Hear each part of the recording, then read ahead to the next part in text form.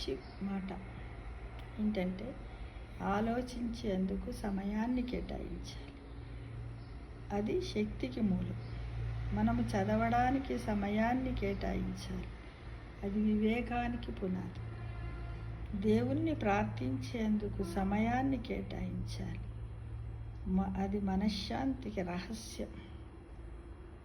మనము శ్రమించేందుకు సమయాన్ని ఇవ్వాలి. అది విజయానికి మూల్యం.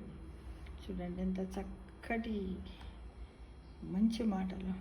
చాలామంది ఏం చేస్తారు, టైం లేదు అనుకుంటూ పోతారు. వాళ్ళు ఏం పని చేస్తున్నారో కూడా ఒక్కసారి కూడా ఆలోచించే పరిస్థితుల్లో ఉండరు.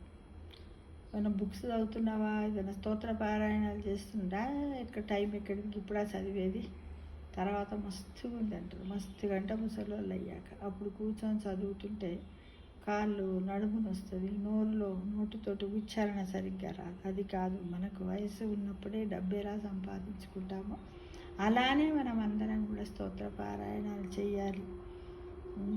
అది మన మనశ్శాంతికి, మన వివేకానికి రహస్యంగా ఉంటుంది. దేవుణ్ణి ప్రార్థించాలి ఎప్పుడెల్లప్పుడు. మనం శ్రమించేందుకు సమయాన్ని ఇవ్వాలి. అది విజయానికి మూల్యమవుతుంది. ఏం పని చేయకుండా నిన్నకేం పని దొరుకుతలేదు, ఉద్యోగమును ప్రయత్నిస్తే ఏ పైనైనా దొరుకుతుంది. ఏ పనైనా పర్వాలేదు, పనే కదా, చెడు చేయకపోతే చాలు, అంతే కదా ఫ్రెండ్స్. మనస్సుకు నచ్చే పని ఏదైనా చేయవచ్చు. ఇతరులకు ఇబ్బంది కలిగించిన పనిని మనం ఏదైనా చేయడానికి సిద్ధంగా ఉండాలి. అది అన్నమాట.